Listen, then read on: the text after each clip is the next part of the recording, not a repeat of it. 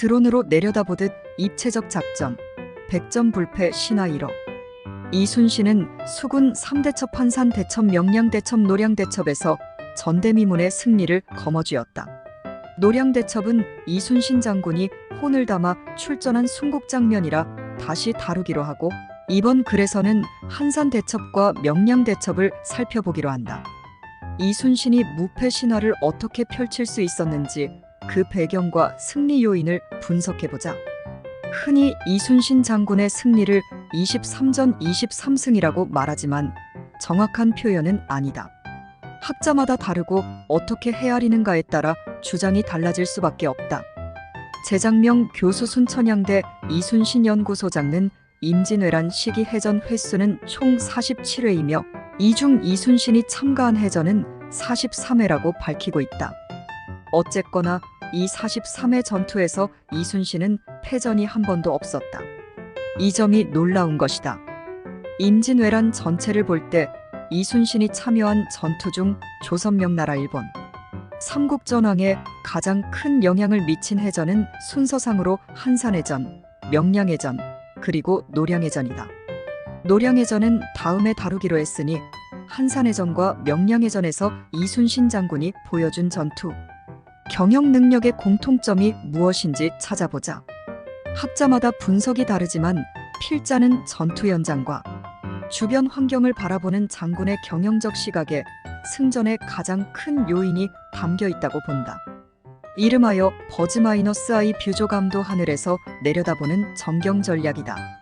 이순신 장군은 수륙을 통괄해 전황을 살필 수 있는 예리한 시각을 가진 리더였다. 그것도 평면적이 아니라 조감도적인 아주 특별한 시각을 가졌다. 조감도 경영 전략은 한마디로 입체적 전략 전술이다. 하늘을 나는 새가 땅을 내려다보는 것처럼 입체적인 조망과 분석 대비가 가능한 것이 승리 요인의 하나라는 것이다. 버즈-I 뷰는 주로 건축미술, 항공우주 분야 등에 쓰는 단어지만 한 차원 높은 곳에서 무언가를 찾아내고 바라본다는 비유로도 쓰인다. 한산대첩 새의 눈으로 적 움직임 꿰뚫어 이순신은 늘 당면한 문제를 눈앞에서 즉시 해결하려 하기보다 더 새롭고 더 높은 차원에서 문제를 해결하려는 의식을 갖고 있었다. 임진왜란이 발발하고 육지에선 파죽지세로 일본군이 승리하며 올라왔지만 해전에선 달랐다. 조선 수군은 1592년 5월 7일 옥포해전에서의 승리를 시작으로 그해 6월 7일 율포해전까지 모두 7차례 해전에서 일본 수군의 완승을 거두었다. 이에 일본 수군은 전선 73척을 동원해 조선 수군과의 결전을 시도했다. 그 사이 이순신의 전라좌수군은 이역기가 이끄는 전라우수군과 7월 4일 좌수영에서 합류하고 남해의 노량에서 경상우수사 원균의 전선 7척과 합류한다.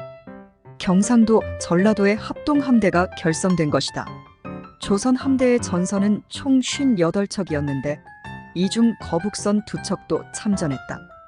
7월 7일 동풍으로 항해하지 못하다가 날이 저물 무렵 당포에 이르렀다. 그때 미륵도의 목동 김천선이 일본 군선 70여 척이 오후 2시쯤 영등포 앞바다를 지나 견내량에 머물고 있다는 정보를 알려주었다. 전쟁은 곧 정보전이다. 이순신의 연합함대는 7월 8일 아침 일찍 일본 함대가 있다는 곳으로 출발해 견내량 근처 바다에 이르러 일본의 척후선을 발견했다. 이들을 추격하자 과연대소 73척의 함대가 대열을 이루고 있었다. 견내량은 경남 통영시 용남면과 거제시 사등면 사이에 있는 좁은 해협이다.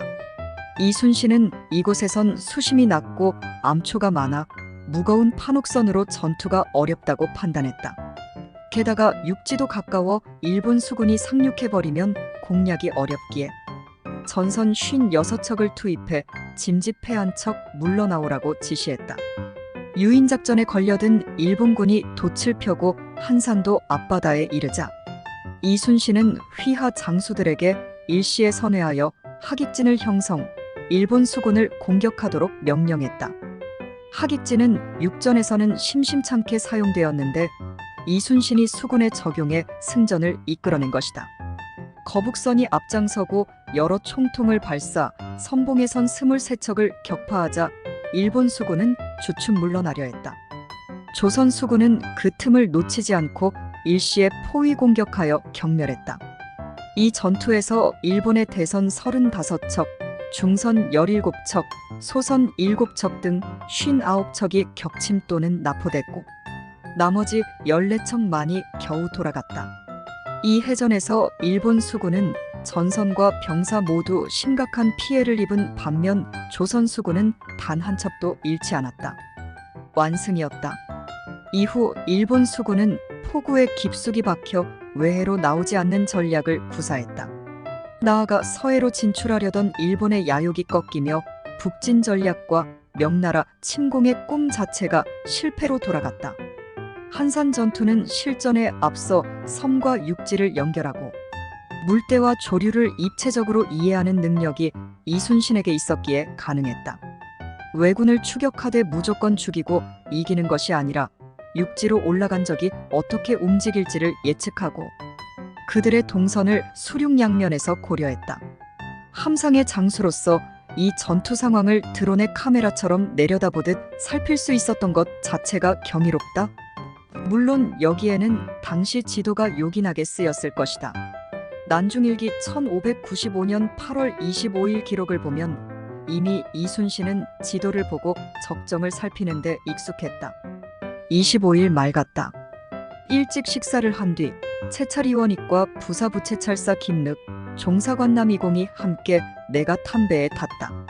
아침 8시에 배를 띄우고 같이 탔다.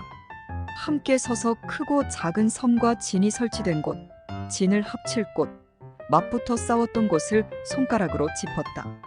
내내 논의하며 이야기했다. 곡포는 평산포로 합치고 상주포는 미조항으로 합치고 정량은 삼천으로 합치고 생략